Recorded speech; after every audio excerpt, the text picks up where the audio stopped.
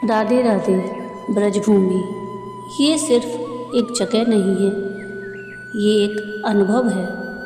एक ऐसी भूमि जहाँ पेड़ भी जैसे नाम जपते हैं, जहाँ हवा भी राधे राधे कहती हुई गुजरती है। जब कोई इस भूमि पर कदम रखता है तो उसे ऐसा लगता है जैसे वह किसी और ही दुनिया में आ गया हो। किंतु क्या आपने कभी सोचा है कि ये भूमि इतनी पवित्र क्यों है?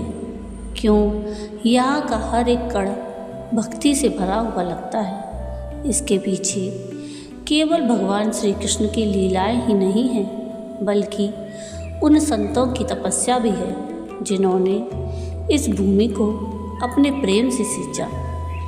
उन्हीं संतों में से एक ऐसे महान संत थे जिन्होंने भक्ति को केवल पूजा नहीं बल्कि प्रेम बना दिया।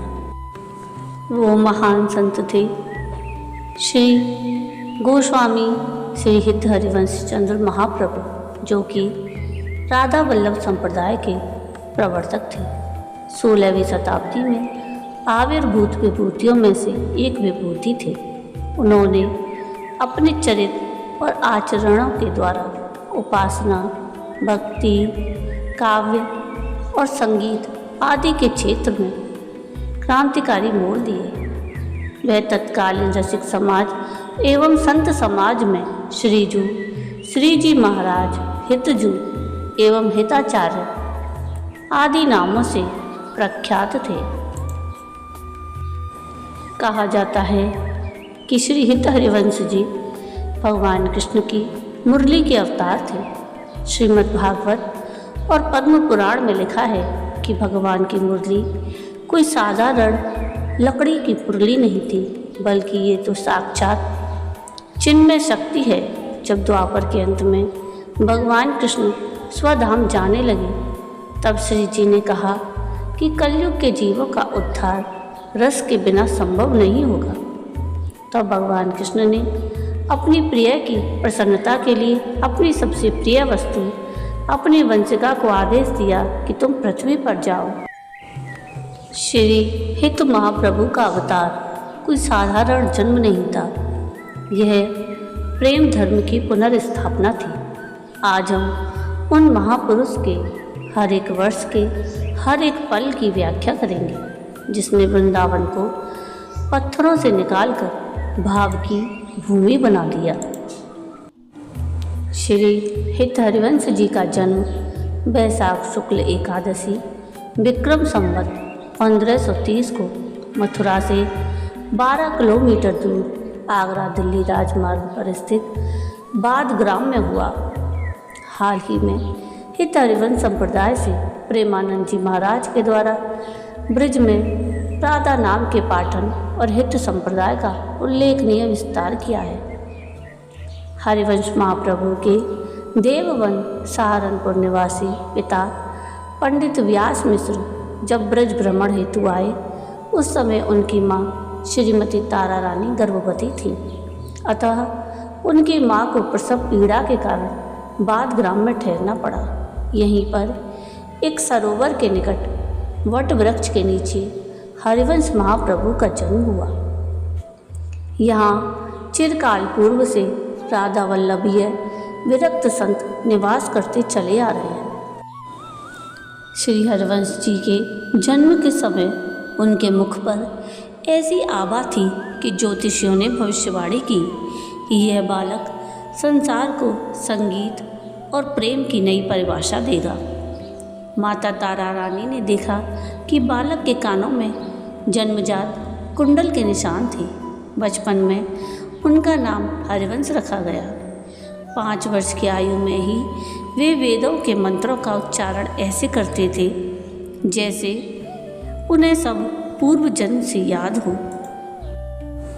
श्री हित हरिवंश चंद्र महाप्रभु में अनेकानेक विलक्षण प्रतिभाएं थीं। जब वे मात्र 7 वर्ष के थे, तब वे देववन के एक अत्यधिक गहरे कुएं में कूदकर श्याम वर्ण द्विभुज मुरलीधारी श्री विग्रह को निकाल लाए थे। उन्होंने इसका नाम ठाकुर नवरंगी लाल रखा। यह विग्रह देववन के राधा नवरंगी लाल मंदिर में विराजित है। हरिवंश महाप्रभु राधा रानी को अपनी इष्ट के साथ अपना गुरु भी मानते थे। रसिक वाणियों में कहा गया है कि हरिवंश जी को हित की उपाधि राधा रानी ने स्वयं मंत्रदान करते समय दी थी। माता पिता के आग्रह पर उनका विवाह हुआ। उनके 3 पुत्र और 1 पुत्री हुई। वे संसार के सारे कार्य करते पर उनका हृदय नित्य विहार में अटका रहता। एक रात स्वयं राधा रानी जी ने स्वप्न में उन्हें दर्शन दिए और आदेश दिया कि हरिवंश अब समय आ गया है, वृंदावन जाओ और मेरी उपासना का मार्ग प्रशस्त करो। अपनी आयु के 25वें वर्ष में उन्होंने वृंदावन के लिए प्रस्थान किया। मार्ग में उन्हें चरथावल कस्बे में रात्रि विश्राम करना पड़ा और श्री राधा रानी के आदेशानुसार उस एक ब्राह्मण की 2 पुत्रियों के साथ उन्होंने वहाँ विधिवत विवाह किया। बाद में उन्होंने अपनी दोनों पत्नियों और कन्यादान में प्राप्त श्री राधा वल्लभ लाल के श्री विग्रह को लेकर वृंदावन प्रस्थान किया। यह वही विग्रह था जो कि भगवान शिव ने अपने हृदय से प्रकट किया और जो आज वृंदावन की धड़कन है। श्री हिताचार्य जब संवत 1562 में वृंदावन आए, उस समय वृंदावन एक निर्जन वन था। वे सर्वप्रथम यहाँ के मदन टेर पर रहे और उसी जगह श्री राधा वल्लभ लाल को लाड़ लड़ाया। बाद में उनके श्री वृंदावन में प्रथम शिष्य बने दस्यु सम्राट श्री नरवाहन जी। श्री हित महाप्रभु को धनुष और बाण दिया नरवाहन जी ने और महाप्रभु से कहा कि जहाँ पर यह बाण जाएगा वहाँ तक की भूमि आपकी। बाण तीर घाट यानी आज के समय में वह चीर घाट कहा जाता है, वहाँ तक गया। श्री हित महाप्रभु जी श्री राधा वल्लभ लाल जी के श्री विग्रह को संवत 1562 की कार्तिक शुक्ल त्रयोदशी को लेकर वृंदावन आए। उसी दिन श्री विग्रह को विधिवत प्रतिष्ठित किया। जब श्री हिताचार्य वृंदावन आए तब उस समय वृंदावन घनघोर जंगल था। वहाँ एक नरवाहन नाम का एक डाकू रहता था, जिसके भय से वहाँ दिन में भी कोई नहीं आता। उसने अपनी शक्ति के द्वारा संपूर्ण ब्रज प्रदेश पर अपना अधिकार बना लिया था। उसकी इस शक्ति से बड़े बड़े राजे महाराजे भी डरते थे। यहाँ तक कि दिल्लीश्वर का भी इस नरवाहन पर कोई नियंत्रण नहीं था। जब नरवाहन को अपने गुप्तचरों द्वारा यह ज्ञात हुआ कि कोई चमत्कारी महापुरुष हिंसक जंतुओं से संसेवित निर्जन वन में आया है, जिसके मधुर प्रभाव से हिंसक जंतु और निर्जन वन के परिसर में बसे बटमारों के मन, बुद्धि और चित्त बदल गए हैं और वे सब उस महापुरुष की सेवा शुश्रूषा में निरत हो गए हैं। तो कौतूहल देखने की दृष्टि से एक दिन नरवाहन भी श्री हिताचार्य के निवास स्थान पर आया। उस समय श्री हिताचार्य अपने शिष्यों और ब्रजवासियों से समावृत थे और नवल नामक शिष्य के साथ कुछ आलाप संलाप कर रहे थे। नरवाहन भी श्री हिताचार्य के मधुर प्रभाव से अछूता न रह सका। वार्तालाप सुनकर उसे अपनी वृत्ति पर बहुत खेद हुआ। उसने अपना हार्दिक दुख प्रकट करते हुए श्री हिताचार्य से स्वयं को शरण में लेने की प्रार्थना की। नरवाहन जैसे खूंखार डाकू के जीवन के इस परिवर्तन से पंचकोशी वृंदावन में निवास करना सबके लिए सुगम हो गया। फलतः बृहद वृंदावनस्थ ब्रज के नंदगांव, बरसाना, राधा कुंड और संकेत आदि ग्रामों में बसे हुए संतजन भी श्री हिताचार्य द्वारा प्रकटित इस पंचकोशी रास स्थल वृंदावन में निवास करने लगे। इससे पूर्व सभी भक्तगण इस पंचकोशी वृंदावन से अपरिचित थे। श्री हिताचार्य ने जिस स्थान से तीर फेंका था उसी स्थान पर लता विनिर्मित मंदिर या पर्णकुटी में श्री राधा वल्लभ जी को विराजमान कर दिया और अपने निवास के लिए किसी प्रकार का निवासालय बनाकर श्री राधा वल्लभ जी की अष्टयाम सेवा करने लगे।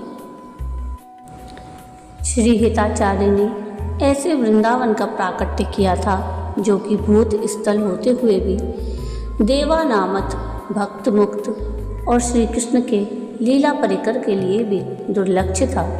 इसलिए यह वृंदावन परम रहस्य संज्ञक बना रहा और बना रहेगा।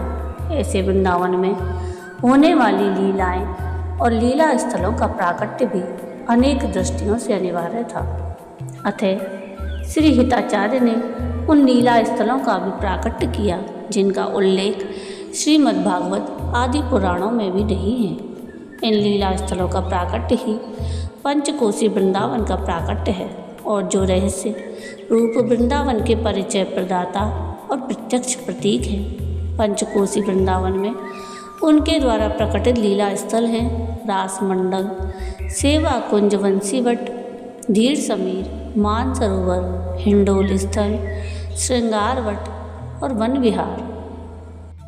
श्री हिताचार्य जी द्वारा विरचित संरचनाएं हैं श्री राधा सुधा निधि, श्री यमुनाष्टक, श्री हित 84 और स्फुटवाणी, जिसमें श्री हित 84 ब्रजभाषा में रचित एक पद्य रचना है जिसमें 84 पद संकलित हैं। इस ग्रंथ में श्री श्यामा श्याम की निकुंज लीला का वर्णन है। इन 4 रचनाओं के अतिरिक्त श्री हिताचार्य जी के 2 पत्र ब्रजभाषा गद्य में रचित हैं।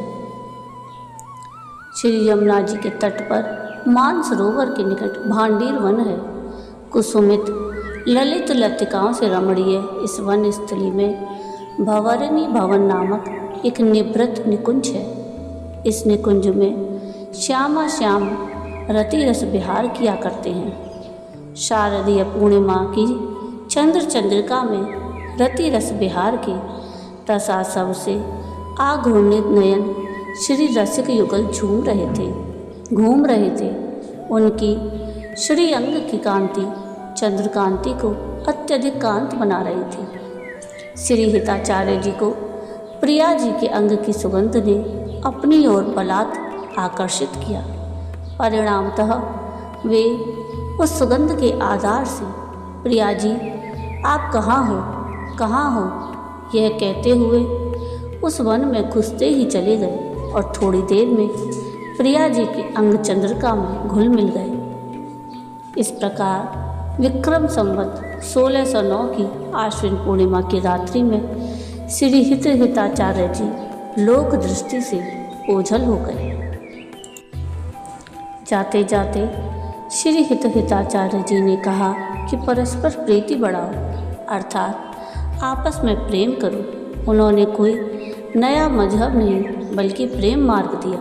आज भी वृंदावन में मान्यता है कि हरिवंश जी अदृश्य रूप में सेवा कुंज में राधा कृष्ण की सेवा करते हैं। जय श्री राधे। आपको आज की ये कथा कैसी लगी कमेंट करके ज़रूर बताइएगा। और अगर आपको आज की ये कथा पसंद आई हो तो प्लीज़ इसको लाइक शेयर ज़रूर कीजिएगा और प्लीज़ मेरे चैनल को सब्सक्राइब कीजिएगा और कमेंट में राधे राधे ज़रूर लिखिएगा। वीडियो पूरा देखने के लिए थैंक यू। राधे राधे।